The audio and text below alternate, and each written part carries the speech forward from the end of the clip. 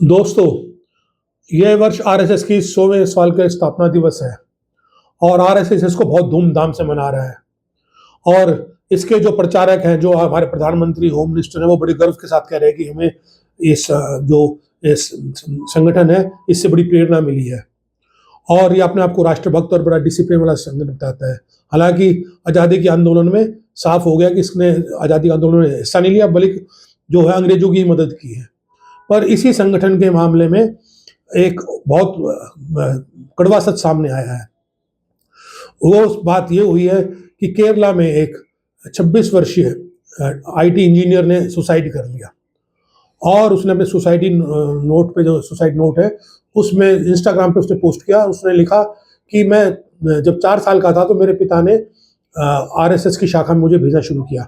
उन्हें लगा कि शायद आरएसएस से कुछ उनको अच्छी बातें सीखने को मिलेगी। पर वहाँ पर जो है वो कह रहा है कि लगातार मेरा यौन शोषण होता रहा, शाखा में भी, शिविरों में भी और जो उनके कैंप्स लगते हैं उनमें भी। और उसने कहा कि मेरी तरह और बच्चों के और लोगों का भी खूब यौन शोषण होता था। और उसने 1-2 आदमियों के नाम भी लिए, और पर उसने कहा कि अनेकों ने मेरे साथ किया है ये। और ये पीड़ा, ये जो दंश है, वो बेचारा 22 साल झेलता रहा और आखिर में जब उसकी धैर्य टूट गया और उसकी सीमा समाप्त हो गई जो सहने की, तो उसने ये अंतिम कदम उठाया। इसे समझ लीजिए इसकी आखिरी चीख थी जो उसने उठाया। और उसने अपने इंस्टाग्राम में लिखा कि अब मुझसे सहन नहीं होता, इसलिए उसने सुसाइड कर लिया। और उसने अपने इंस्टाग्राम में ये भी बताया कि अपनी माँ और उसकी बहन के साथ बड़े अच्छे रिश्ते थे। वो सबसे सुखद पल जो है उसके अपनी माँ और बहन के नाम से थे। तो उसने जो है इस तरह सैंक्शन। पर दूसरी बात यह है, केरला गवर्नमेंट और पुलिस ने FIR में आरएसएस का नाम भी नहीं लिखा। यानी गवर्नमेंट क्यों डर रही है? हालांकि कम्युनिस्ट गवर्नमेंट है वहाँ, तो उसकी जांच में भी संदेह है।